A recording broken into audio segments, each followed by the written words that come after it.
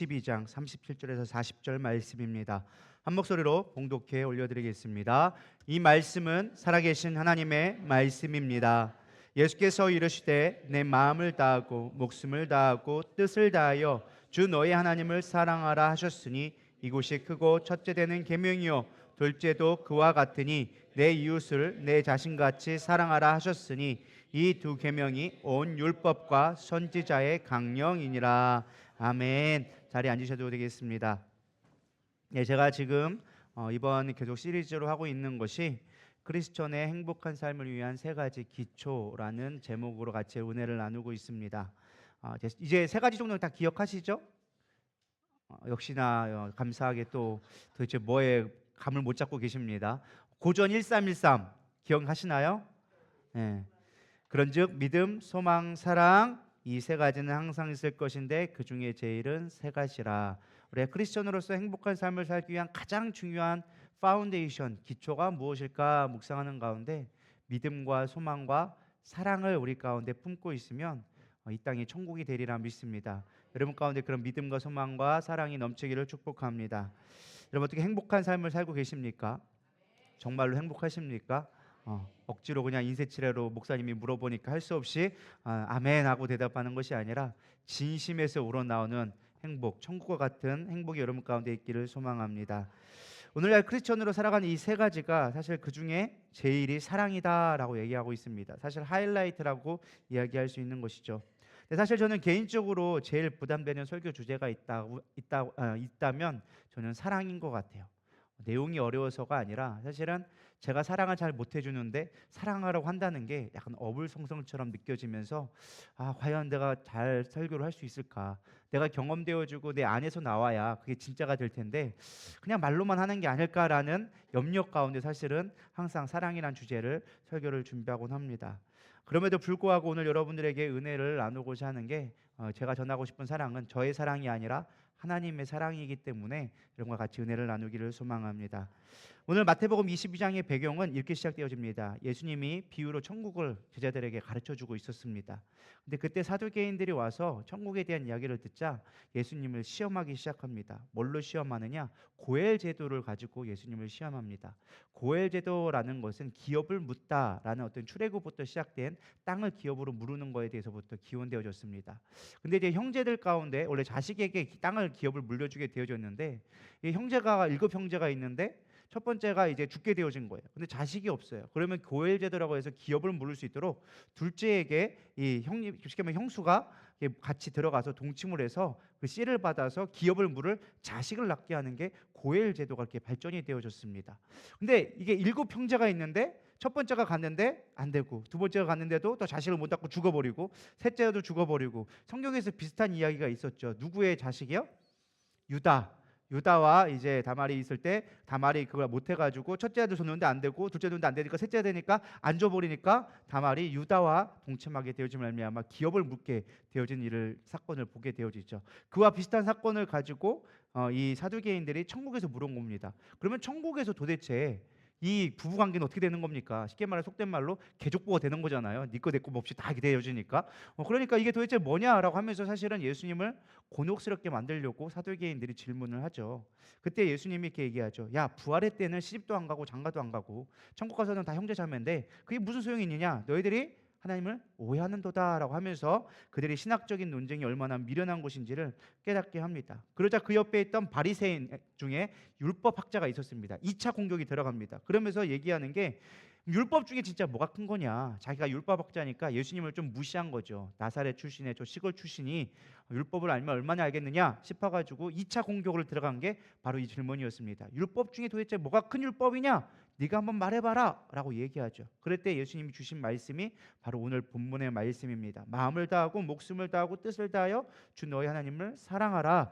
이것이 크고 첫째 되는 계명이요 둘째도 그와 같으니 내 이웃을 내 자신과 같이 사랑하라 하셨으니 이 두 계명이 온 율법과 선지자의 강령이다라고 말씀하면서 코를 납작하게 하죠. 근데 사실 이 말씀은 예수님이 새롭게 얘기한 것이 아닙니다. 이미 레위기에도 나와 있고 십계명을 함축하면 나올 수 있는 말씀이 바로 하나님의 사랑과 이웃 사랑이다라는 것입니다. 출애굽 이후에 하나님이 처음으로 이스라엘 백성들을 백성 삼으셨을 때 그들에게 주신 것이 십계명이었어요. 십계명은 우리가 율법으로 이해하지만 사실은 하나님이 이스라엘 백성을 사랑하고 또 이스라엘 백성이 하나님을 사랑할 수 있는 방법을 가르쳐 주기 위해, 그냥 우리가 단순하게 사랑해요라고 하면 못 알아들으니까 어떻게 하면 사랑할 수 있는지를 자세히 가르쳐 주기 위해서 십계명을 주셨습니다. 마치 이런 거예요. 제가 함사모하고 있는데 서로 사랑한단 말이죠. 근데 사랑하는데 함사모가 저한테 얘기한 거, 이거 하지 마, 저거 하지 마, 얘기한단 말이에요. 근데 그 하지 말라는 게 진짜 하지 않는다고 제가 뭐 그냥 나 이거 하지 않았어, 이거 하지 않았으니까 당신 사랑해라고 얘기한다면은 함사모가 뭐라고 할까요?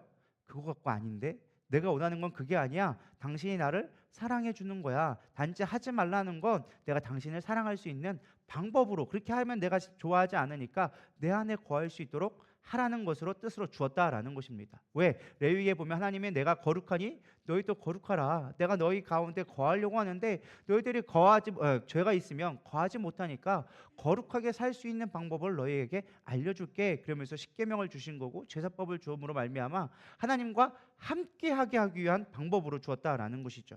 근데 사람들은 이 율법을 오해해서 어떻게 생각하느냐 하면은 하나님을 사랑하기 위한 것이 아니라 하나님을 사랑하기, 율법 자체가 구원이라고 생각해서 율법만 가지고 만들기 시작하는 거예요. 심지어 이 율법을 365개로 쪼개가지고 더 하나님을 사랑하기 힘들게끔 만든 거죠. 그러니까 우리 사랑하면 좀 자유가 있어야 되거든요. 근데 사랑할 때 막 얽매이기 시작하면은 사랑이 아니라 그때부터는 힘들어지기 시작한 겁니다. 그래서 아내분들이요, 남편분들에게 자유를 주시길 바랍니다. 이거 하지 마라, 저거 하지 말라면 그때부터 힘들어지기 시작하는 거예요. 또 남편도 마찬가지입니다. 아내에게 자유를 줘야 돼요. 믿으십니까? 함사함버가 저에게 항상 하는 말이, 나에게도 휴가를 주면 안 되냐, 나는 애들을 키우고 하고 언제 난 365일 언제 쉬냐라고 얘기를 하죠. 서로에게 자유를 줄 때 우리가 진정한 사랑을 하게 되리라 믿습니다. 어쨌든 중요한 건, 쉽게 말해서 하나님을 사랑하라고 했는데 그들이 하나님이 주신 율법을 말 그대로 법으로 만들고 그게 구원이 되어져서 그것에 매이기 시작했다라는 것입니다. 사랑은 온데간데 없고 구원받는 것만이 목적이 되어진 것입니다. 우리도 신앙생활을 하면서 많은 업적들을 남기길 원하죠. 많이 전도하기도 원하고, 많은 교회를 세우기를 원하고, 헌금도 많이 하기 원하고, 그렇지 않나요? 대답들이 없으세요. 별로 이렇게 영국에 관심이 없으신가 봐요. 하나님을 무엇을 위해 기쁘게 하실까 우리가 고민하라고 성경에 나와 있는데 별 관심이 없는 건지는 아닌지는 모르겠지만, 여러분 그것이 우리의 때로는 우리의 율법이 될 때가 있는 거예요. 저 같은 경우는 목사다 보니까 선교도 많이 해야 되겠고, 건축도 해야 되고, 많은 사람들도 모아야 되고, 전도도 해야 되고, 막 이런 것들, 막 교회 프로그램도 세워야 되고, 막 이런 것들에 대해 항상 집중을 하게 되어집니다. 근데 제가 가만히 묵상을 하다 보니까 가장 중요한 것을 놓치고 있더라고요. 내가 하나님을 사랑하는 것을 간과히 여길 때가 많다라는 것입니다. 교회 일은 바빠요. 맨날 바빠요. 막 설교 준비하고 뭐 해야 되고, 뭐 여러분들을 뭐 그냥 교회가 그냥 흘러가는 것 같지만 법적인 것부터 시작해서 행정적인 일들이 생각보다 많이 있습니다. 그래서 그런 것들을 막 해야 되고, 뭐 딱 여러분들 그냥 돌아가는 것 같지만 뭐 하나하나마다 다 손이 가야 돼요. 막 하나 고장 나는 것도 고쳐야 되고, 채워야 되고, 뭐가 확인해야 되고, 막 이런 일들이 많다 보니까 분주해지는 거죠. 그러면서 정말 중요한 하나님을 사랑하는 것에 등한시 되기 시작하는 거예요. 또 무엇보다 성도를 사랑하고 우리가 같이 사랑을 나누어야 되는데 그런 것에 있어서 점점점 밀려지게 되어지는 것이죠. 우리가 정말로 천국에 가기 원한다면 우리는 사랑해야 되리라 믿습니다. 율법이 아니라 사랑할 때 우린 천국에 가는 것입니다. 하나님을 사랑할 때 천국 가는 것이지 율법 잘 지켰다고 천국 가는 게 아니다라는 것입니다. 그래서 예수님이 끊임없이 바리새인들을 책망한 게 뭐예요?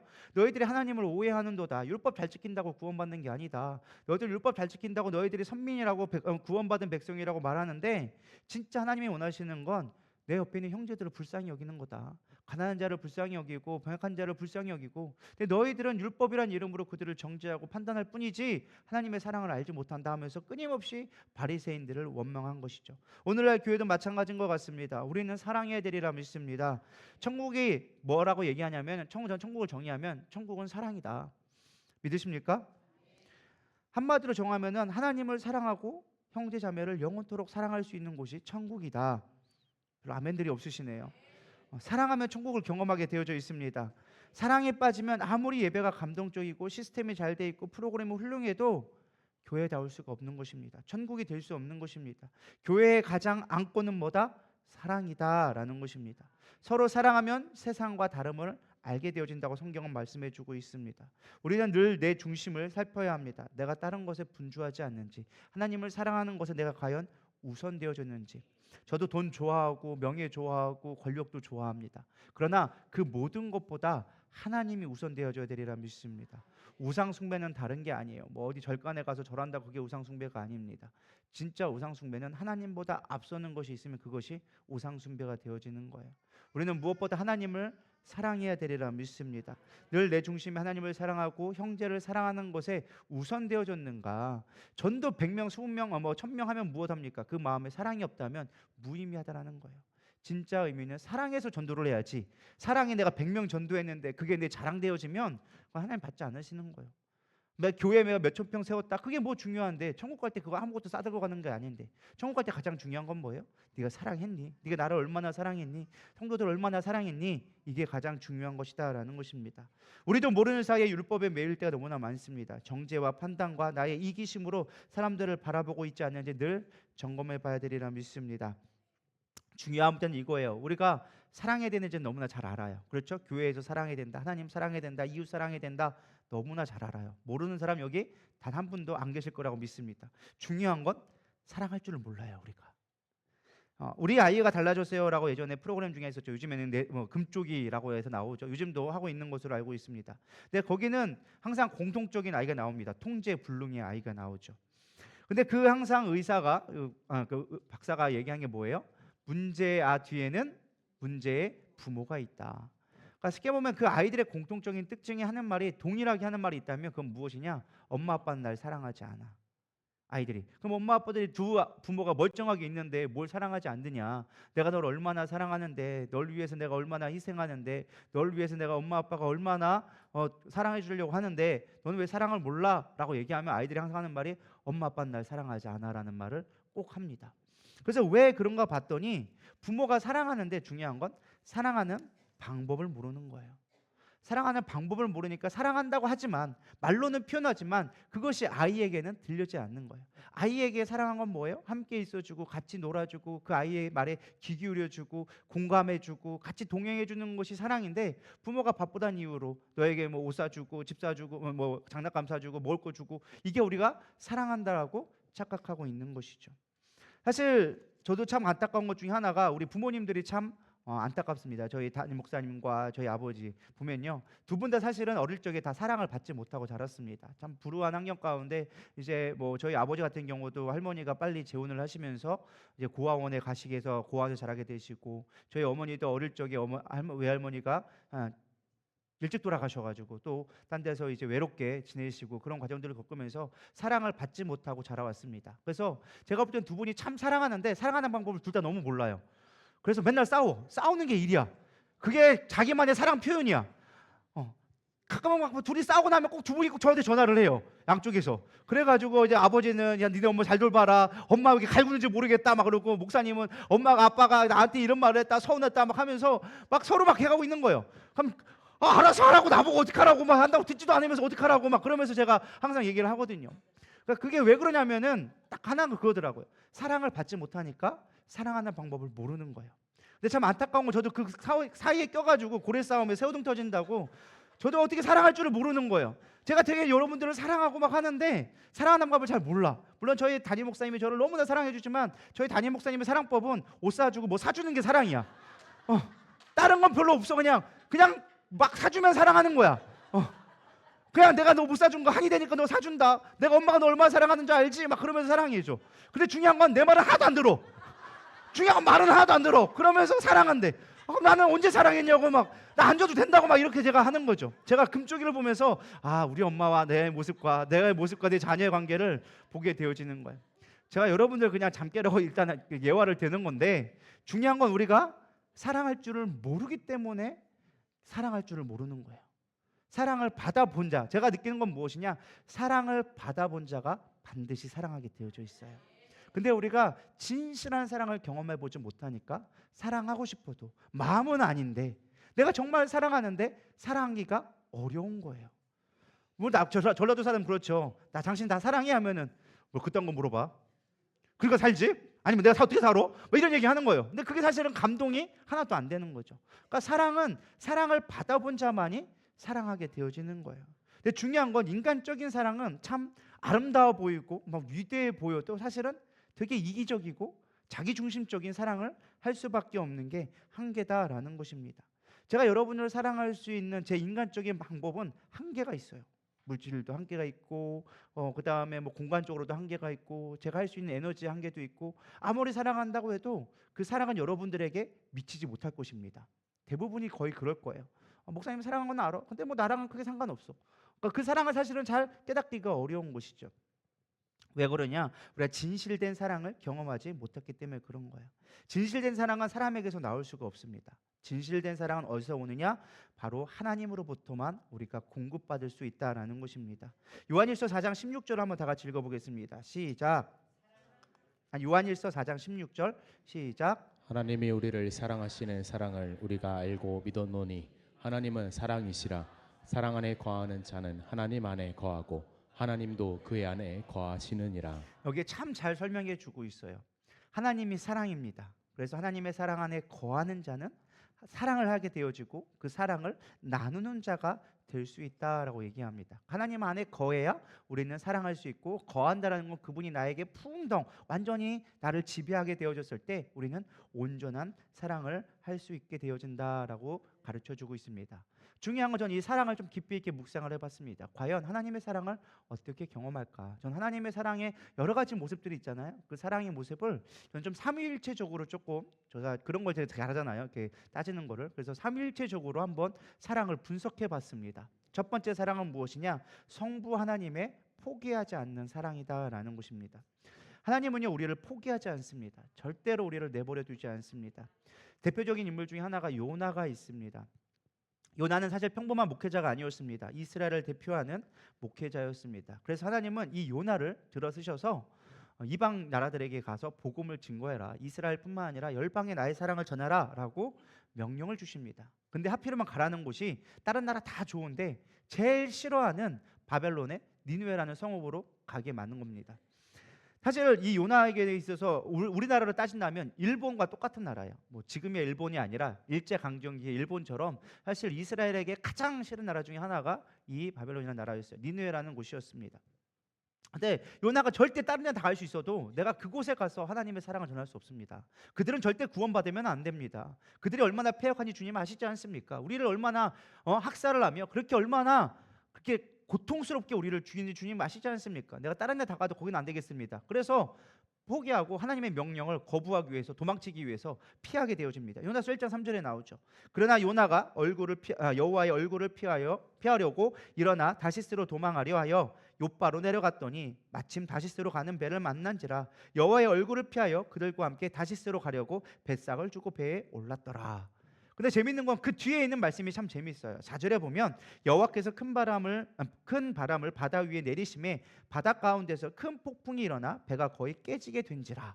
사실 이게 언뜻 보면 요나의 시선으로만 본다면 사실은 요나가 갔는데 하나님이 이렇게 해가지고 고통스럽게 했네 이렇게 생각하기가 딱 좋습니다. 근데 사실 이 원어를 보면은 조금 재밌게 표현이 되어졌습니다. 원어를 깊이 묵상하면 또 다른 깨달음이 있는데 우리나라 말에는 이 4절에 그러나라는 말이 없어요.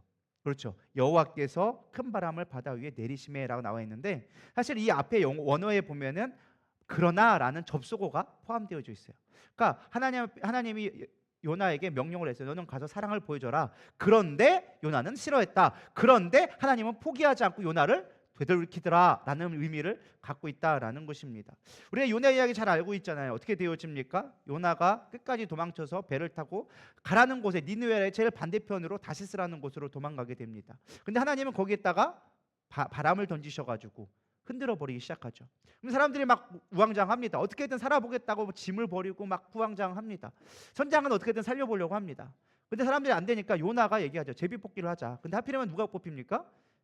요나가 뽑히게 되어지죠. 그것도 하나님의 계획 가운데 있는 것이죠. 어떻게든 도망치려고 하는데 하나님은 어떻게든 붙잡고서 못 도망가게 만드는 거죠. 그게 사실 요나 입장에서 보면 참 하나님이 야속하게 느낄 수밖에 없습니다. 근데 하나님은 그럼에도 불구하고 요나를 절대 포기하지 않습니다. 어쨌든 물고기에게 바닷속에 던져졌는데 물고기가 딱 잡아먹죠. 죽이지는 않아요. 하나님은 신기하게. 그래놓고 하필이면 그 앞에 내려와서 뱉어놓을 수 있는데 굳이 뱉어놓은 데가 어디예요? 니느웨의 제일 가까운 지역에다가 던져버립니다. 어떻게든 도망가려고 하는데 어떻게든 끌어다가 놓는 게 하나님의 방법이라는 거예요. 그래서 요나가 어쩔 수 없어가지고 말씀을 증거를 하긴 합니다. 이곳에 심판이 내립니다. 하나님의 말씀대로 심판을 하는데 4일을 복음을 증거했는데 하루만 딱 했어요. 그래놓고 요나는 마음에 있는 게 뭐냐, 하나님이 심판한다고 했으니까 곧 심판하겠자고 해서 동산 위에 올라갔어요. 근데 햇빛이 뜨거우니까, 하필이면 요나가 대머리였네, 뜨거우니까 안 됐단 말이에요. 하나님이 그걸 불쌍히 고통스러워하고 힘들어하니까 불쌍해가지고 박넝쿨을 줬단 말이죠. 그래서 그거 갖고 시원하다고 좋다고 이제 멸망하겠구니 했다가 햇빛이 뜨니까 그게 또 후루룩 죽어버렸네. 그러니까 요나가 화딱지가 난 거죠. 뜨거워 죽겠는 거예요. 하나님 심판한다면서 왜 니느웨를 심판하지 않고 나를 심판합니까? 뜨거워 죽겠다고 나 안 한다고 했는데 왜 굳이 와가지고 시켜놓고 나를 고생스럽게 하냐고 막 생 난리 버린 거예요. 그러자 마지막에 하나님이 요나에게 하시는 말씀이, 야, 이 박농불 하나도 너에게 잠깐의 유익된다고 그렇게 소중하게 여기는데 하물며 내가 이 수많은 나의 창조물들을 내가 어여쁘지 않겠느냐. 내가 너를 보낸 거는 네가 나의 백성으로, 네가 목회자로서 나를 섬긴다고 하니까 네가 사랑하는 법을 가르치기 위해서 내가 너를 보낸 건데 너는 그것을 알지 못하고 이 수많은 백성들, 이 나무 덩굴 하나도 귀히 여기는 걸, 수많은 영혼들을 내가 귀히 여기지 않겠느냐. 사실은 우리가 언뜻 보면, 우리가 요나의 이야기를 보면은 니느웨를 구원하기 위한 하나님의 선교라고도 볼 수 있지만, 다른 모습으로 본다면 사실은 요나를 깨우치게 하기 위한 하나님의 사랑을 보여주고 있는 거죠. 사실 요나라는 인물을 샘플을 통해서 우리에게 주는 메시지가 뭐예요? 하나님의 사랑, 포기하지 않는 사랑을 우리 가운데 보여주고 있다라는 것입니다. 하나님은 절대 우리를 포기하지 않습니다. 우리가 하나님의 뜻에 사실 순종해도 힘들어요. 우리가 하나님의 뜻대로 산다고 해서 편안한 삶을 사는 건 아니에요. 꽃길을 가는 건 아니에요. 그러나 하나님 없이 살아간다고, 우리가 하나님과의 뜻과 거슬러서 하나님 없이 살아가면 또 다른 고난이 와요. 그러니까 결론은 하나예요. 인생은 그냥 고난이에요. 그러나 차이점이 있다면 하나님 안에 있는 고난은 의미와 뜻을 발견하게 되어집니다. 인생의 의미를 발견하게 되어져요. 그러나 하나님 없는 고난은 말 그대로 개고생인 거예요. 그래서 우리가 하나님 안에 있는 고생이 너무나 의미 있다라는 것입니다. 사실 저의 이야기를 하면, 사실 저는 목회자로 어느덧 20년이라는 시간을 지나왔습니다. 22년 차가 됐는데 설교를 거의 매주 하죠. 특별히 주일날 설교할 때는 많은 부담이 됩니다. 수요일, 금요일도 매번 부담이 되고 힘들어하지만, 사실 여러분들이 이제 졸면서 듣고 있지만 저는 못 자면서 이거를 준비합니다.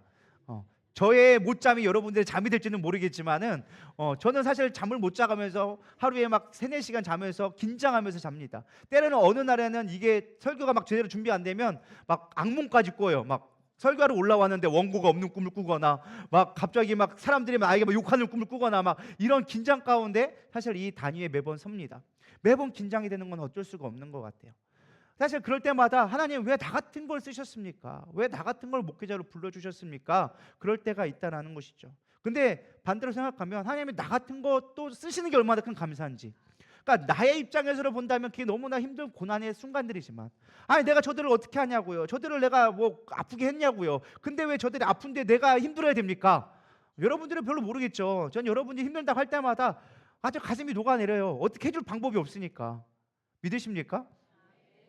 여러분들 잘 모르겠지만 저는 그래요. 그냥 제 마음이 그렇다는 거예요. 어쨌든 그런데 제가 해줄 방법은 없고 도와줄 수 있는 방법도 있고, 뭐 돈이 엄청나게 많아가지고 야 가서 고쳐라 할 수 있는 것도 아니고, 뭐 병 고치는 능력이 엄청나게 있는 거 있어가지고 막 손만 얹으면 다 낫는 것도 아니고, 뭐 엄청나게 그들 막 시험 든 사람한테 가가지고 막 짬하고 한 방에 돌이킬 수 있는 뭐 지혜가 있는 것도 아니고, 할 때마다 사실은 어렵단 말이죠. 하나님 왜 나를 불러주셨어요? 하지만 그러나 하나님 안에 있을 때 그것이 얼마나 큰 축복인지, 그때마다 하나님이 회복케 하시고 또 저를 사용하시는, 그걸 통해서 위로받게 하시는 그 하나님을 바라볼 때마다 능력이 되기 시작한다는 거예요. 보람이 있는 것이죠. 보람이. 우리가 하나님 안에서 사명으로 살아가는 건 쉬운 일은 아닙니다. 그러나 보람이 있고 의미가 있게 되어지는 거예요. 우리가 하나님을 떠나 살면 그냥 말 그대로 개고생만 하는 거니까, 여러분들이 전자를 선택할지 후자를 선택할지는 여러분의 선택으로 잘 지혜롭게 하기를 소망합니다. 어쨌든 중요한 건 하나님은 끈질기게 우리를 사랑한다는 거예요. 또 하나 얘기를 들어보도록 하겠습니다. 누가복음 15장에 보면 탕자의 비유가 나와요. 15장 13절에 보면 이렇게 나옵니다. 그 후에 며칠이 안 되어 둘째 아들이 재물을 다 모아가지고 먼 나라로 가 거기서 허랑방탕하여 그 재산을 낭비하더니, 이 둘째 아들이 그냥 아버지 미리 유산을 달라고. 우리가 생각하면 유산 달라는 게 아무것도 아니지만 당시 고대 사회에 유산을 달라는 건 아버지 나가 죽어라는 말과 똑같은 말이에요. 아버지 죽었으니까 이제 내가 그 유산 받을게 라고 하면서 자신의 유산을 미리 챙겨달라고 싸가지 없게 얘기하죠. 그러나 아버지가 그걸 사랑해서 그 아들을 보내게 되어집니다. 근데 그 아들은 그 재물을 가지고 화랑방탕하며 낭비를 하고 있는 거예요. 깨닫지 못하는 거예요. 낭비를 하는데 깨닫지 못하는 거예요. 근데 하나님의 참 재밌는 구절이 나와요. 그 뒤에 구절 항상 재밌게 나오는데 다 없앤 후 그 나라가 크게 흉년이 들어 그가 비로소 궁핍한지라. 여기 보면은 마치 주어가 탕자처럼, 탕자가 다 탕진한 후에 그냥 흉년이 들어서 궁핍해졌다, 마치 이 탕자에게 뭐 흘러가는 이야기로 우리가 돌려줍니다. 근데 우리가 시선을 돌려서 하나님의 시선으로 보면은 조금 다르게 보입니다. 탕자가 방탕할 재산을 낭비하였더니 그가 다 낭비할 때까지 하나님이 기다리셨다가 낭비되니까 뭐 해야 됐어요? 그 후에 하나님이 흉년을 내리셔서 이 탕자로 하여금 비로소 진짜 궁핍이 뭔지를 깨닫게 하셨다는 거예요. 이해가 되시나요? 그냥 어쩌다가 탕진했더니 흉년이 왔더니 그냥 가난해졌다, 이게 이런 그냥 개념이 아니라, 이 개념은 무엇이냐? 이가 탕진할 때까지 하나님이 기다리셨다가 너 때가 됐다, 이제 내가 너를 부를 거다라고 해서 흉년을 줬다라는 의미로 볼 수 있다라는 것이죠. 그게 어디 나오냐? 17절에 보면 나옵니다. 이에 스스로 돌이켜 이르되 내 아버지에게는 양식이 풍족한 품꾼이 얼마나 많은가, 나는 여기서 줄여 죽는구나. 드디어 탕자가 정신 차리게 됐어요. 아, 아버지 집에 돌아가야겠구나. 믿으십니까? 하나님은요, 우리에게 때로는 고난을 주기도 하십니다. 아픔을 주고 상실을 주고 때로는 우리를 넘어지게 만듭니다. 그러나 그것이 하나님의 사랑일 수 있다는 거예요. 하나님을 절대 포기하지 않으세요. 우리를 절대로 죄악 가운데 그냥 사망의 길을 달려가도록 내버려 두지 않는 거예요. 하나님은 얘기하죠. 사랑하는 자녀에게는 징계를 준다. 징계하지 않는 것은 사생아와 같은 것이다. 고아와 같은 것이다. 고아의 특징은 무엇입니까? 아무도 나에게 뭐라 하는 사람이 없어요.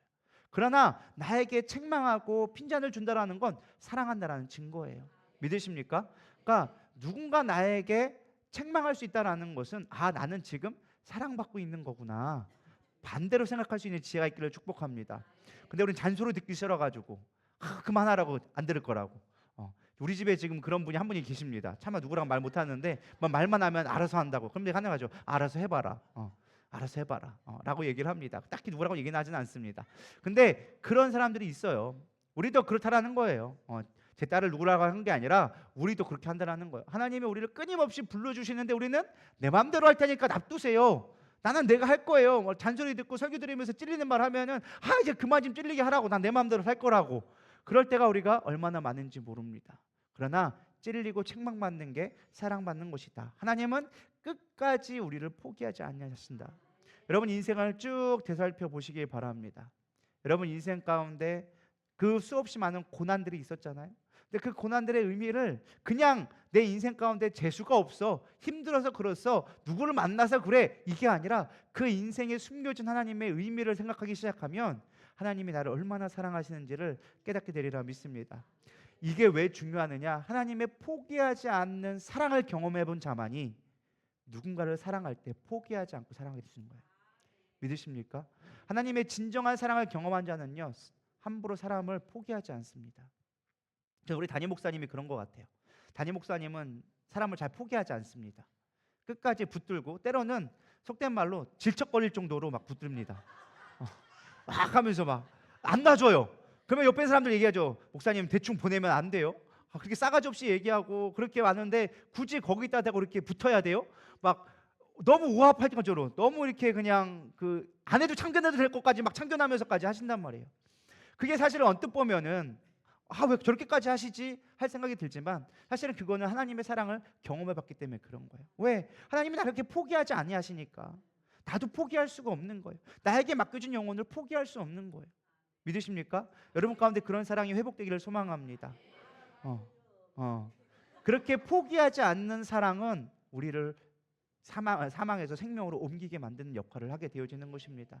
우리 얼마나 쉽게 포기합니까? 옆 사람이 시험 들든 말든 나에게 조금 기분 나쁘면 뭐 저 사람 나랑 뭐 상관이 있어. 그냥 안 보면 그만이지. 그냥 무시하면 그만이지. 너무나 쉽게 우리는 판단할 수 있다라는 거예요. 그러나 하나님의 사랑을 경험하지 않는 포기하지 못하는 거예요. 왜? 그리스도의 몸이고 나에게 맡겨진 영혼이고 하나님이 교회를 세워가는 주님의 몸된 교회이기 때문에 포기할 수 없는 거예요. 왜? 주님을 사랑하면 당연히 성도들을 사랑할 수밖에 없기 때문이다라는 것이죠.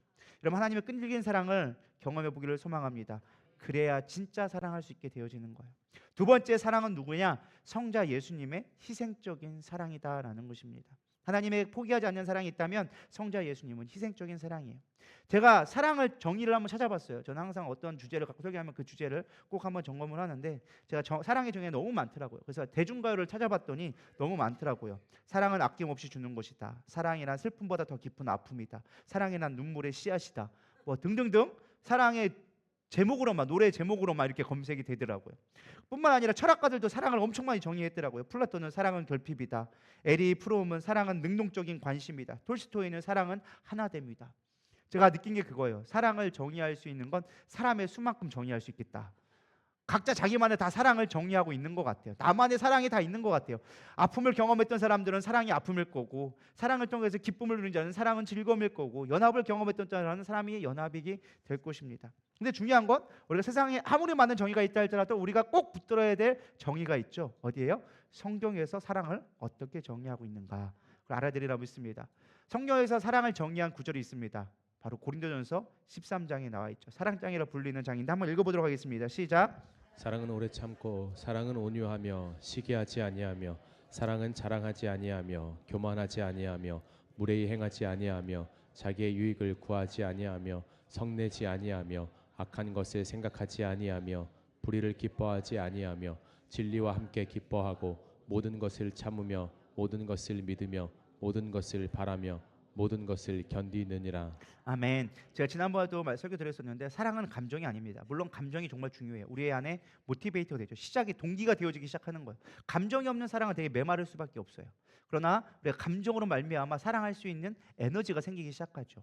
근데 중요한 건 사랑을 가만히 묵상을 하다 보면 사랑은 감정이 아니라 태도라는 것을 알 수 있습니다. 사랑의 모습에 태도를 얘기하고 있죠. 근데 조금 더 깊이 묵상하면 이 사랑의 정의가 인간적인 사랑이 아니라 바로 예수님을 이야기한다는 걸 우리는 발견하게 되어집니다.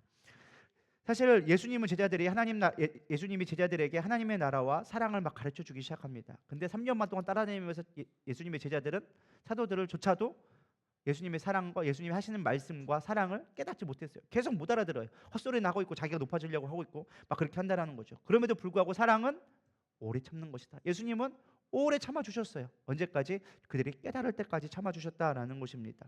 수많은 사람들이 예수님의 를 높이려고 합니다. 제자들도 얘기합니다. 이제 세상 속에 나가서 예수님 이름 드러내야 되지 않겠습니까? 몇 번씩이나 제자들이 얘기합니다. 세상에 예수님을 드러내십시오. 그러나 예수님은 사람들이 몰려올 때마다 그들을 피하여 도망치십니다. 오병이의 사건 이후에 사람들이 수없이 많이 몰려오자 일부러 그들을 피하여 도망치시면서 뭐라고 얘기했느냐? 민망히 여기셨다라고 얘기합니다. 민망히 여겼다라는 게 부끄럽다라는 게 아니라 불쌍히 여겼다. 저들을 어떻게 하면 좋을까? 정말 하나님의 능력을 모르고 하나님의 나라를 알지 못하고 그저 먹는 것 때문에 쪼로로 돌아다니는 그들을 보면서 민망히 여기셨다라고 얘기합니다. 그래서 사랑은 때로는 자신의 명예를 구하지 않습니다. 자신의 능력을 의지하지 않습니다. 권세를 나타나지 않습니다. 또 예수님은 수없이 많은 자들을 위하여져서 자기의 유익을 구하지 않았습니다. 자기가 위험을 처할지를 뻔히 알면서도 안식일에 병자를 고치며 수없이 많은 사람들을 위해 줬습니다. 또한 자신을 배신할 유다를 아시고도 예수님은 성내지 아니하고 악한 생각을 하지 아니하고 인간적인 방법을 찾지 아니하며 오직 진리로 하나님의 계명을 지키기 위해서 나아갔던 모습을 보게 되어집니다. 그리고 하나님에 대한 절대적 믿음으로 단 한 번도 배신하지 않고 오직 견딤으로 십자가를 견딤으로 구원의 완성을 이뤄 가셨다라는 것입니다. 그러니까 고린도전서 13장에 나와 있는 이 사랑은 한마디로 예수님의 삶이라고 얘기할 수 있다라는 것입니다. 예수님의 사랑은 지극히 희생적인 사랑이었습니다. 우리 요한일서 4장 7절에서 11절 다시 한번 읽어보도록 하겠습니다. 시작. 사랑하는 자들아 우리가 서로 사랑하자. 사랑은 하나님께 속한 것이니 사랑하는 자마다 하나님으로부터 나서 하나님을 알고 사랑하지 아니하는 자는 하나님을 알지 못하나니 이는 하나님은 사랑이심이라. 하나님의 사랑이 우리에게 이렇게 나타난 바 되었으니 하나님이 자기 독생자를 세상에 보내심은 그로 말미암아 우리를 살리려 하심이라. 사랑은 여기 있으니 우리가 하나님을 사랑한 것이 아니요 하나님이 우리를 사랑하사 우리의 죄를 속하기 위하여 화목제물로 그 아들을 보내셨음이라. 사랑하는 자들아 하나님이 이같이 우리를 사랑하셨은즉 우리도 서로 사랑하는 것이 마땅하도다. 아멘. 또 요한복음 13장 30절 35절에 보면은 새 계명을 너희에게 주노니 서로 사랑하라. 내가 너희를 사랑한 것 같이 너희도 서로 사랑하라. 너희가 서로 사랑하면 이로써 모든 사람이 너희가 내 제자인 줄 알리라. 하나님께서는 이 땅을 사랑하셔서 포기할 수 없어서 그의 아들을 보내셨습니다. 그리고 그의 아들은 십자가를 대속함으로 우리가 죄 가운데 있을 때 그의 십자가의 희생으로 말미암아 우리를 사랑하셨다라고 이야기해주고 있다라는 것입니다. 그리고 그 희생의 목적이 무엇이냐? 내가 너를 위해서 친히 희생했는데 십자가에 달려 너의 죄를 대속했는데 그 이유와 목적이 무엇이냐? 너희가 서로 사랑하게 하기 위함이다. 믿으십니까? 여기 나와 있잖아요. 내가 사랑한 것처럼 너희도 사랑하라. 믿으십니까? 내가 지금 이렇게 내가 너희를 사랑한 것처럼 너희도 이렇게 사랑해라. 내가 너를 위해서 희생했던 것처럼 너희도 희생적으로 사랑해라 라고 예수님께서 우리에게 말씀해 주신 것입니다. 로마서 5장 8절에 이해합니다. 우리가 아직 죄인 되었을 때 그리스도께서 우리를 위하여 죽으심으로 하나님께서 우리에 대한 자기의 사랑을 확증하셨느니라. 아멘. 우리가 진정한 사랑, 그걸 경험하기 위해서는 주님의 대속적인 사랑을 온전히 이해할 때 우리는 진정한 사랑을 할 수 있게 되어지는 것입니다. 사랑할 수 없을 때, 죄인 되었을 때, 원수 갔을 때라도 사랑하는 것이 진정한 희생적인 사랑이다라고 이야기하고 있습니다. 마태복음 5장 40절 41절에는 이렇게 이야기합니다. 또 너를 고발하여 속옷을 가지고자 하는 자에게 겉옷까지 가지게 하며 또 누구든지 너를 억지로 오리를 가게 하거든 그 사람과 심리를 동행하고 내게 구하는 자에게 주며 내게 꾸고자 하는 자에게 거절하지 말라. 또 내 이웃을 사랑하고 내 원수를 미워라 하였다는 것을 너희가 들었으나 나는 너희에게 이르노니 너희 원수를 사랑하며 너희를 받게 하는 자를 위하여 기도하라. 이같이 한즉 하늘에 계신 너희 아버지의 아들이 되리니 이는 하나님이 그 해를 악인과 선인에게 비추시며 비를 의로운 자와 불의한 자에게 내려주심이니라. 너희가 너희를 사랑하는 자를 사랑하면 무슨 상관이 있으리요? 세례도 이같이 하느니라. 또 너희가 너희 형제에게만 무난하면 남보다 더하는 것이 무엇이냐? 이방인들도 이같이 아니하느냐. 이 말이 무슨 말이냐? 하나님의 사랑은 공평하다. 악인이든 선인이든 하나님의 해를 동일하게 비춰주신 것처럼 비를 동일하게 내려주신 것처럼 내가 좋아하는 사람만 골라서 사랑하는 게 아니라 죄인 되었다 할지라도 네가 희생을 감수해서라도 그를 사랑하는 것이 진정한 사랑이다라고 가르쳐주고 있다는 것입니다. 우리가 진정한 사랑을 하려면 우리가 교회 안에서 진정한 사람, 형제를 사랑한다는 것은 내 마음에 맞는 사람을 사랑하는 게 아니에요. 나랑 친한 사람들에게 먹을 것도 싸주고 사랑한다고 얘기해주고 맨날 같이 지내는 게 잘하는 거라고 생각하지만 정말 중요한 건 무엇이냐? 내 마음에 들지 않는 사람, 나에게 원수와 같은 사람까지도 그를 위하여서 기도해 줄 수 있는 게 진짜 사랑이다라고 성경은 이야기해 주고 있는 것입니다. 우리 교회 안에서도 그런 모습들 종종 가끔 보게 되어져요. 서로 안 보면 그만이지. 서로 모른 척하고 지내는 사람들을 종종 보게 되어집니다. 근데 그건 하나님의 사랑을 온전히 경험하지 못해서 그래요. 주님의 대속적인 사랑이 나에게는 별 영향가가 없기 때문에 그런 거예요. 여러분, 주님의 사랑을 온전히 깨닫기를 소망합니다. 나를 위해 죽으신 그 십자가의 대속의 사랑이 그저 성경에 기록된 역사적인 이야기가 아니라 나를 향한 대속적인 사랑이라는 걸 깨달을 때 우리는 누군가를 진정으로 사랑할 수 있게 되어지는 거예요. 근데 우리는 그거를 너무 이론적으로만 알아요. 아, 내가 천국 가기 위해서 예수님 나를 위해 대속해 주셨어. 아, 티켓 타셨네. 마치 부자가 그냥 가난한 자에게 그냥 티켓 하나 주면서 야, 요거 가고 여행 갔다 와 라고 얘기한 것과 똑같은 걸로 이해하는 거예요. 받으면 좋은 거죠. 근데 그것이 그에겐 별로 영향가 없는 걸로 생각해요. 아니요, 하나님은 자기 생명을 들여서 우리를 사랑했다니까요. 그 가치를 깨달을 때 우리는 진정한 사랑을 할 수 있게 되어지는 것입니다. 요한복음 21장에 보면은 마지막 예수님이 베드로에게 다시금 부르시는 모습이 나옵니다. 뭐라고 물어보셨습니까? 요한의 아들 시몬아, 내가 나를 사랑하느냐? 다른 거 묻지 않으셨습니다. 너 왜 나를 배신했어? 라고 물어보지 않으셨습니다. 네가 나를 사랑하니? 단 하나 그거 물어보셨습니다. 그것도 3번씩이나 물어보셨어요. 네가 진짜 나를 사랑해? 사실 베드로를 다시 사명을 불러서 영혼을 구원하기 위해서 가장 필요한 게 무엇이냐? 주님을 사랑하는 거예요. 주님의 그 대속적인 희생적인 사랑을 깨달을 때 비로소 영혼을 사랑할 수 있기 때문에 그런 것입니다. 그러면서 사랑하냐 물어봤을 때 주님이 아십니다라고 대답하자 예수님이 얘기합니다. 내 양을 먹이라. 제가 깨달은 게 그거예요. 사랑하는 거 되게 어렵게 생각하는데 사랑할 수 있는 아주 가장 쉬운 우리의 행동이 있습니다. 말로만 사랑하는 거 말고 행함으로 사랑할 수 있는 가장 좋은 방법 중에 하나가 무엇이냐? 밥 먹여주는 거예요. 우리는 사랑하면은 밥을 먹습니다. 어미가 그 자녀에게 어린아이에게 젖을 물리는 것처럼 우리가 처음에 자녀에게 젖 물릴 때 어떻게 되어져요? 나는 닭발을 좋아하고 라면을 좋아하고 햄버거를 좋아하는데 막상 아이에게 젖 먹일 때는 내가 그것을 먹을까요? 안 먹을까요? 안 먹어요. 왜요? 내가 그렇게 좋아하는데 아이에게 해가 될까 봐. 그게 사랑이라는 거예요. 내가 희생을 감수해서라도 자녀를 좋게 하는 것, 그게 진짜 사랑이라고 성경은 이야기해 주고 있습니다. 제가 보니까 그래서 가족은 우리는 사랑의 공동체라고 얘기하잖아요. 가족을 다른 말로 얘기하면 식구라고 얘기합니다. 우리 식구예요 라고 얘기하죠. 근데 식구라는 한자의 뜻이 무엇이냐? 입구자에 먹을 식이에요. 한 입으로 먹는다라는 거예요. 같이 먹는다라는 거예요. 네 거 내 거 없이 그냥 먹는 게 가족이고 그게 사랑이다라고 이야기해주고 있다라는 것입니다. 저는 그렇게 생각하는 게 우리가 진짜 한 가족 되는 게, 그래서 초대교회에서도 원래는 우리는 성찬식이라고 얘기하지만 그들은 애찬식이라고 했어요. 사랑의 음식을 나누는 것, 그래서 애찬식이라고 불렀는데, 우리가 같이 음식을 나누고 같이 함께 나누는 것이 사랑할 수 있는 가장 좋은 방법이에요. 그래서 연인들이 데이트할 때 가장 많이 하는 게 뭔지 아십니까?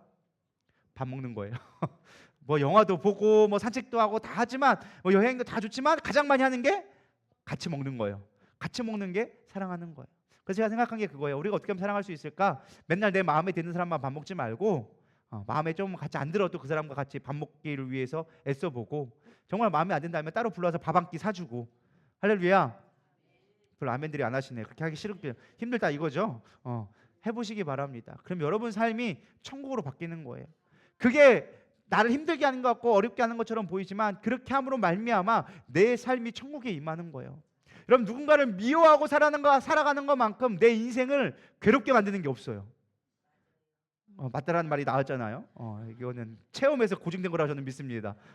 우리 인생이 그렇다니까요. 누군가 미워하면 사실은 제일 힘든 건 나예요. 내가 제일 힘든 거예요. 그렇기 때문에 우리는 누군가를 사랑하고 용납해 주는 게 내가 가장 행복하게 살 수 있는 가장 좋은 비결이라는 거예요. 그래서 하나님은 우리에게 주신 가장 중요한 명령이 하나님을 사랑하고 이웃을 내 몸과 같이 사랑하는 게 천국과 같은 삶이기 때문에 그렇게 살아가라는 거예요. 근데 우리는 그것 빼고는 다른 거 다 잘하잖아요. 그렇잖아요. 안 그래요? 하나님 살아가는 거 되게 힘들어하잖아요. 우리는. 안 그렇나요? 근데 예배는 왜 빠져? 수요 예배 왜 안 나오고 금요 예배 왜 안 나와요?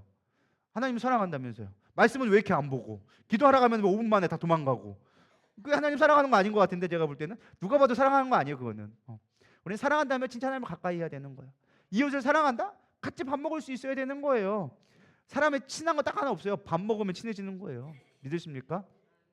그보다 더 친하면 뭐냐? 같이 목욕탕 가는 거. 벗고 안 벗고 다 불면 진짜 친해지는 거거든요. 목욕탕 갔다가 바나나 우유 먹으면 진짜 친한 거예요. 바나나 우유 사주면 그거 진짜 친한 거거든요. 다른 거 없어요. 바나나 우유 사주면 그 진짜 친한 거예요. 이거는 사랑이다. 바나나 우유는 막 그러면서 주는데, 우리가 그렇게 사랑할 수 있기를 소망합니다.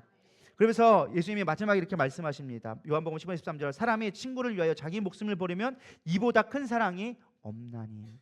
희생적인 사랑을 경험해 본 자만이 희생적인 사랑을 할 수 있다라는 것입니다. 시간이 가서 이제 마지막 세 번째, 성령 충만을 통한 나눔의 사랑을 같이 나눠보기를 원합니다. 여러분, 성령 충만하면 사랑하게 되어집니다. 믿으십니까? 하나님은 포기하지 않는 사랑, 예수님은 희생적인 사랑이었다면, 성령님은 속된 말로 얘기하면 사랑이 콩깍지라고 보면 돼요. 사랑이 콩깍지. 우리가 사랑할 때 콩깍지가 꼭 씌워져 있어야 돼요. 믿으십니까? 연인들까지 지금 막 한참 데이트할 때는 막 콩깍지가 있죠. 그렇지, 효경아? 혜영이 보면 눈이 꿀꿀 떨어지고, 혜영이도 효경이를 볼 때마다 이렇게 아름답게 꿀 떨어지죠. 그렇죠. 그렇지, 그렇지. 끄덕끄덕하네요. 근데 살아봐봐. 이 콩깍지를 안 벗겨지게 하는 게 능력이에요. 콩깍지는 다 씌워져. 저도 결혼할 때는 다 콩깍지 있어. 근데 살다 보면 콩깍지가 점점 얇아지기 시작하다가 어느 순간 없어져 버리는 거예요. 그럼 이게 현실이 보이기 시작하는 거죠. 그래서 진짜 사랑은 노력해야 되는 거예요. 믿으십니까? 이 감정적인 콩깍지는 언젠간 사라지게 되어져 있어요. 인간의 사랑은 연약하다니까요. 자기 이기적이고 제한적이에요. 한계적이 있어요. 그렇기 때문에 영원한 사랑을 하기 위해서는 이 콩깍지를 잘 유지하는 게 비결이에요. 근데 그 비결이 무엇이냐? 성경은 성령을 받는 것이다 라고 얘기했어요. 왜? 하나님이 사랑이기 때문에 사랑이 우리 안에 충만해지면 우리는 사랑하게 되어져 있어요. 제가 하는 말이 아니라 성경에 기록되어져 있다니까요. 저는 생목이 없는 말 안 해요. 사도행전 4장 32절, 31절, 32절 읽어보겠습니다. 시작. 회개를 다함에 모인 곳이 진동하더니 무리가 다 성령이 충만하여 담대히 하나님의 말씀을 전하니라. 믿는 무리가 한 마음과 한 뜻이 되어 모든 물건을 서로 통용하고 자기 재물을 조금이라도 자기 것이라 하는 이가 하나도 없더라. 아멘. 아니 도대체 여기가 무슨 사랑이 있느냐라고 보이지만, 여러분, 이게 오순절의 다락방 사건이거든요. 오순절의 다락방에 성령이 임하게 되어졌습니다. 근데 보통 우리가 성령이 임하면 우리는 보통 어떤 걸 생각해요? 여러분들이 일상생활 가운데 성령을 받았다가 뭐가 떠올라요? 할렐루야. 너무 정답을 빨리 하려는데 보통 우리 이게 성령 충만하면 은사를 떠올려요. 귀신이 떠나가고 병자를 고치고 막 이런 것만 떠올리는데 성경에 봤더니 전혀 다른 얘기가 나왔어요. 그들이 뭘 마음에느냐? 한 마음 한 뜻이 되어져서 서로 물건을 통용하고 자기 재물을 아끼지 아니었다. 이게 어떨 때 나오는 행동일까요? 사랑할 때. 오빠 매미 니 매미고 니 매미 오빠 매니요. 이게 사랑할 때 나오는 표현이고, 그리고 사랑하는 자에게는 내 거를 줘도 하나도 안 아까워. 왜? 사랑하니까. 믿으십니까? 그러니까 성령이 충만했는데 나오는 결과물은 뭐예요? 이제까지 알려줬잖아요. 뭐 입을 꼭 다물고 있어. 사랑한다니까요. 성령 충만하니까 결과가 뭐다? 사랑하게 되어졌다라는 거예요. 그러니까 성령은 사랑의 영인 것 같아요. 제가 볼 때 성령 충만하면 하나님을 사랑하게 되어져 있어요. 우리가 예배하기 힘들어졌다라는 말은 하나님을 덜 사랑하게 되어졌다는 뜻이에요. 근데 제가 중요한 건 참 놀라운 사실을 제가 발견한 게 있는데, 데살로니가전서 5장 19절 한번 다 같이 읽어보겠습니다. 시작. 성령을 소멸하지 말며. 제가 이 말씀을 우리 생각하면 성령을 소멸하지 말아야지 생각하는데, 제가 생각해 보니까 이거예요. 성령이 소멸된다라는 거예요. 쉽게 말하면 모든 사람이 쉽게 말하면 0부터 100이 있는데, 우리가 성령의 충만한 정도가 마치 핸드폰 배터리처럼 충전도가 있다라는 거예요. 이게 이만큼인데 그렇다고 만약 100% 있는 사람들은 많지는 않은 것 같아. 100% 있는 사람들은 뭐 하늘로 거의 올라갈 정도 수준 되는 거고, 100%는 많지는 않은데 보통 우리가 얼마나 많느냐가 좀 달라지는 것 같아요. 그래서 뭐 반 정도 차이 있느냐, 실제 그래요 안 그래요? 삶에 보면 그렇다니까. 내가 성령 충만하다고 해서 100%는 아닌데 그냥 조금 많아. 딴 때보다 50% 이상 되면 좀 많은 것 같아. 근데 내가 지금 좀 떨어질 때가 있어. 믿음이 떨어지고 막 할 때는, 은혜가 떨어질 때는 성령이 좀 떨어져 막 20% 30% 간당간당해 막 깜빡깜빡 거리면은 은혜가 떨어진 것 같고, 그렇다고 성령이 없는 건 아니거든. 안 그래요? 우리가 뭐 믿음이 좀 떨어졌다고 해서 교회 안 나오고 믿음이 없어지고 막 그런 건 아니거든. 있긴 있어. 근데 이게 배터리가 좀 떨어지는 거예요. 제가 느낀 거예요. 홍진이 형의 사랑의 배터리. 배터리가 다 됐나 봐요. 막 그러면서 우리의 성령도 마찬가지인 것처럼 사랑도 그런 것 같아요. 사랑도 분명히 우리가 이만큼 충전해서 시작하긴 하는데, 이게 충전이 되지 않으면 가만히 놔둬도 방전이 돼. 그럼 어느 순간 얘가 방전됐다가 띵땅띵 됐다가 배터리가 꺼져버릴 수가 있는 거야. 그러니까 우리가 결혼을 할 때는 너 없이는 못 살아, 정말 못 살아 그러는데, 살다 보면 이거 충전을 안 시켜주면 어떻게 되느냐? 너 때문에 못 살아, 정말 못 살아, 이게 되는 거예요. 너 없이 못 살아가 너 때문에 못 살아로 바뀌어버리는 게 왜 그러느냐? 방전되니까 그런 거예요. 사랑은 그냥 자동으로 채워지는 게 아니에요. 감정으로 되는 게 아니에요. 사랑은 채워져야 돼요. 근데 아까 얘기했죠? 성령 충만하면 사랑하게 되어진다. 그러니까 하나님은 사랑의 영이기 때문에 하나님의 성령이 충만하면 우리는 자연적으로 사랑하게 되어 있어요. 쉽게 말하면 뭐냐? 콩깍지가 잘 쓰여지고 있다는 거예요. 이해가 되시죠? 그러니까 우리가 사랑을 잘 할 수 있는 방법은 무엇이냐? 아주 쉬워요. 성령 충만을 유지하면 돼요. 그러면 우리는 하나님의 끊임없는 사랑, 포기하지 못한 사랑도 하게 되어지고, 예수님의 희생적인 사랑도 감당할 수 있게 되어지는 거예요. 근데 배터리가 다 닳아가지고 간당간당해지기 시작하면은 사랑하는 마음이 안 나와. 옆에 있는 사람이 왼수로 보이기 시작하고, 옆에 있는 사람이 꼴 보기 싫어지고, 하는 것마다 눈에 거슬리기 시작하는 거예요. 앞에서 이렇게 깔짝대고 그런데, 이게 머리가 이게 머리는 커가지고 안 보이게 그런데 막 이러면서 막 이런 일들이 벌어지기 시작하는 거죠. 이해가 되시죠? 근데 그게 은혜의 눈이면 이렇게 얼마나 은혜 받느냐고, 저렇게 은혜 받느냐고, 어떻게 저렇게 그냥 깊이 그냥 침묵에 들어가시냐고, 영접하셨냐고 막 이렇게 하면서 사랑의 눈이 보이기 시작하는 거예요. 할렐루야. 그래서 우리는 성령의 눈이 필요하다. 성령의 충만함이 있을 때 된다라는 것입니다. 말씀을 정리하려고 합니다. 우리의 사랑은 지극히 제한적이고 이기적이고 연약합니다. 사실은 우리가 연약한 사랑을 갖고 있기 때문에 우리에게 필요한 건 무엇이냐? 사랑을 받아야 돼요. 공급받아야 돼요. 끊임없이 사랑을 공급받아야지만 우리는 사랑할 수 있는 존재가 되어지는 거예요. 사랑하는 존재가 되어질 때 우리는 가장 행복한 삶을 살아갈 수 있다는 거예요. 근데 우리가 이게 메말라지니까, 성령의 충만함을 잊어버리고 사랑이 메말라지니까 삶이 강팍해지는 거예요. 힘들어지는 거예요. 사람들이 짜증나기 시작하고, 세상이 싫어지고 어려워지기 시작하는 거예요. 사람 하나가 무서워지기 시작하는 거예요. 여러분, 사람이 무서워져 본 적 있으신가요? 저는 있다니까요. 해봤어요. 사람이 무서워요. 그래서 집에서 안 나오는 거야. 제가 우울증 걸린 사람들의 특징을 가만히 봤더니 이해가 가. 사람이 무서워. 그 사람이 나에게 뭐를 해서가 아니라 사람 자체가 무서운 거예요. 왜? 내 안에 사랑이 메말르니까. 근데 사랑이 있잖아요. 가만히 있지는 못해. 누굴 만나야 돼. 빨리 나를 만나야 돼. 왜? 사랑하려면 혼자 할 수 없으니까 누군가 만나고 이 사랑을 같이 나눠야 돼. 나의 행복을 같이 전화해야 돼. 같이 있을 때 행복해지는 거예요. 믿으십니까? 여러분은 전자에 해당되어집니까? 후자에 해당되어집니까? 구자라고 한다면 여러분 지금 성령님 앞을 구하시기를 바랍니다. 주님, 내 안에 성령을 채워주시옵소서. 사랑의 배터리가 다 됐습니다. 나의 사랑의 배터리를 채워주시옵소서. 성령으로 충만케 하여 주시옵소서. 하나님의 그 사랑, 하나님의 그 영원한 사랑, 하나님의 그 포기하지 않는 사랑, 하나님의 그 희생적인 사랑이 내 안에 회복되게 하여 주시옵소서.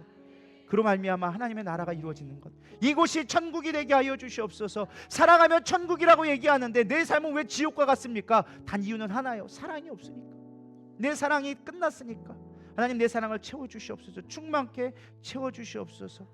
우리 이 시간 다시 한번 오늘 본문 말씀을 자세히 생각하며 읽어보고 우리 마치도록 하겠습니다. 마태복음 22장 30절에서 40절, 예수께서 이르시되 내 마음을 다하고, 같이 읽어보라고, 같이요. 여러분 입으로 소리를 내보라고요. 준비 시작. 예수께서 이르시되 내 마음을 다하고 목숨을 다하고 뜻을 다하여 주 너희 하나님을 사랑하라 하셨으니 이것이 크고 첫째 되는 계명이요 둘째도 그와 같으니 내 이웃을 내 자신과 같이 사랑하라 하셨으니 이 두 계명이 온 율법과 선지자의 강령이니라. 아멘. 힘을 다하고 목숨을 다하고 뜻을 다하여 사랑하십시오. 사랑하십시오. 미워도, 보기 싫어도, 꼴보기 싫어도 그래도 두 눈 부릅뜨고 사랑하기를 소원합니다. 내 힘으로 할 수 없어요. 성령님, 내게 사랑할 수 있도록 해주세요.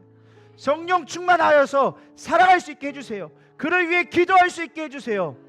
그럴 때 내 인생이 바뀌고 내 삶이 천국이 되어지는 거예요. 이렇게 되기를 축복합니다. 진정한 사랑이 있기를 축복합니다. 우리 이 시간 찬양 부르시면서 기도로 나아가도록 하겠습니다.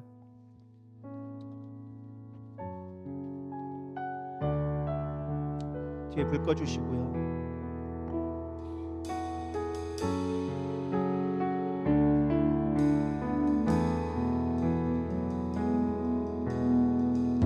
내 백성이 나를 떠나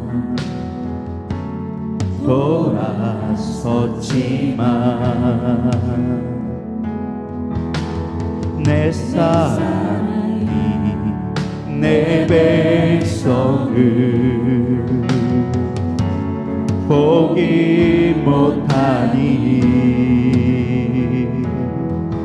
내 모든 것 내어주고 나 그들을 얻으리라. 여호와께 돌아가자. 우린 돌아서도 그는 변치 않네. 여호와께 돌아가자. 우린 넘어져도 그 사랑 영원하네. 사랑은 오래 참고 자신을 내어주네. 서로 사랑할 때 세상을 주보내. 사랑은 절대 지지 않네. 사랑은 오래 참고 자신을 내어주네. 서로 사랑할 때 세상을 주보내. 사랑은 절대 지지 않네. 여호와께 돌아가자. 우린 돌아서도 그는 변치 않네. 여호와께 돌아가자. 우린 넘어져도 그 사랑 영원하네. 여호와께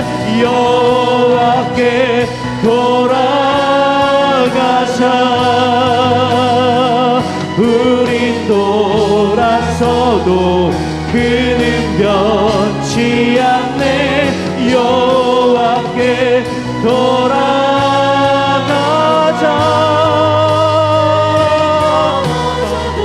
그 사랑 영원하네. 오늘 말씀을 생각하면서 주님, 그렇습니다. 하나님은 우리를 절대 포기하지 않았습니다. 어떠한 상황 가운데 있다 할지라도, 때론 우리에게 고난을 준다 할지라도 하나님 우리를 포기하지 아니하고 끝끝내 주님 앞에 돌아오게 만들어 주셨습니다. 또한 우리에게 사랑을 주셔서 정말로 이 땅을 사랑하셔서 그의 아들을 보내셔서 우리 그 아들을 십자가에 못 박힘으로 말미암아 희생적인 사랑으로 우리를 포기하지 않으셨습니다. 주님, 우리가 그 사랑을 기억하게 하여 주시옵소서. 또한 성령님 오셔서 우리가 사랑할 수밖에 없게끔 그 하나님의 사랑으로 온전히 우리를 덧입혀 주셨습니다. 주님, 그 사랑이 회복되게 하여 주시옵소서. 메말랐던 나의 심정 가운데 다시금 사랑을 부어 주시옵소서. 하나님을 사랑하되 죽기까지 사랑하며 내 이웃을 사랑하되 내 몸과 같이 사랑할 수 있는 그러한 진정한 사랑의 능력이 회복되게 하여 주시옵소서. 그것이 바로 천국인데, 천국은 멀리 저 우주 멀리 있는 것이 아니라 바로 나의 삶 가운데 있는 것인데, 사랑을 잊어버려 내 삶이 지옥과 같이 되어지고 두려움과 원망 가운데 살아갈 수밖에 없었던 나의 인생, 하나님 이제 사랑으로 덧입혀 주시옵소서. 믿음 소망 그 중에 제일은 사랑이라 말씀하신 것처럼 내 안에 진정한 사랑이 회복되게 하여 주시옵소서. 그로 인하여서 교회를 세워가게 하여 주시옵시고, 믿지 않는 저 영혼들을 위해 복음을 증거할 수 있는 참된 사랑의 능력이 내게 넘쳐나게 하여 주시옵소서. 우리 고백하는 마음으로 주여 세 번 부르며 기도하며 나가겠습니다. 기도하십시오. 주여, 주여, 주여. 하나님, 우리의 사랑이 어디 갔습니까? 나의 사랑이 어디 있습니까? 여전히 메말라있는 나의 심정들, 메말라도 아버지 갈망해준 나의 심령들 회복시켜 주시옵소서. 다시금 성령의 능력, 아버지 원수를 위해 기도하며 하나님 영혼들을 위해서 원수를 대적하는 것이 아니라 하나님을 바라보며 살아가는 진정한 믿음 되게 하여 주시옵소서. 주님, 내 힘으로 할 수 없습니다. 주님, 나는 연약합니다. 주님, 내 힘으로는 어떤 것을 이뤄갈 수 없습니다. 하나님, 그러나 이제 주의 사랑을 보게 하여 주시옵소서. 주의 사랑을 누리게 하여 주시옵소서. 이들스러 웨이커라 날스러 날스러 웨이커라 가라 웨이커라 아바바바 연들스러 연들스러 웨이커. 우리 안에 회복케 하여 주시옵소서. 회복케 하여 주시옵소서. 회복케 하여 주시옵소서. 우리 안에 다시금 주님의 능력으로 충만시게 하여 주시옵소서. 성령을 소멸치 않게 하여 주시옵소서. 내 영혼의 갈급함이 주님으로 채워지는, 그러므로 말미암아 내 배에서 생수의 강이 흘러넘치는 놀라운 축복이 우리 안에 넘치게 하여 주시옵소서. 우와바 여런들서로 왜 여런들서로 왜 가라 여라라라라라라라라라라라 야라라라라라라라라라라라 연들서로 왜 가라 연들서로 왜 이리른들서로 왜 가 이리른들서로 왜 가라 연들서로 왜 가라. 주님, 복시켜 주시옵소서. 영혼에 대한 갈망, 하나님의 향한 아버지 갈망이 회복되어 줄 수 있도록, 우리 안에 진정한 사랑이 회복되어 줄 수 있도록 주님 함께하여 주시옵소서. 하나님, 우린 연약한 믿음을 갖고 살아갑니다. 소망 없이 살아갑니다. 주님의 사랑을 깨닫지 못하며 인간적인 사랑에 급급해하며 대신 주님의 사랑을 대신하려고 합니다. 그럴 때마다 우리의 마음가운 공허해지며 허망해질 수밖에 없음을 고백합니다. 주님, 우리 안에 진정한 사랑이 채워지게 하여 주시옵소서. 우리의 힘으로 할 수 없습니다. 주님이 부어주시는 사랑, 하나님의 그 끝없는 사랑, 성령님의 그 영적인 능력의 강권적인 사랑이 우리 안에 충만히 채워지게 하여 주시옵소서. 우리 안에 다시금 사랑이 회복되기를 원합니다. 내 인간적인 모습으로 바라보는 사랑이 아니라 주님이 주시는 사랑, 하나님은 사랑이라는 그 말씀이 내 안에 요동치게 하여 주시옵소서. 메아리치게 하여 주시옵소서. 누구를 볼 때마다 내 힘으로 살아가는 것이 아니라 주님이 부어주시는 능력으로 사랑하며 나갈 수 있도록 주님 회복시켜 주시옵소서. 이제는 우리 주 예수 그리스도의 은혜와 하나님의 무한하신 사랑과 성령님의 내주교통 위로하심이 참된 사랑, 위로부터 부어지는 사랑을 강구하는 이들 위해, 이들의 가정과 사업 위에 이제로부터 영원토록 함께 계실지어다. 아멘.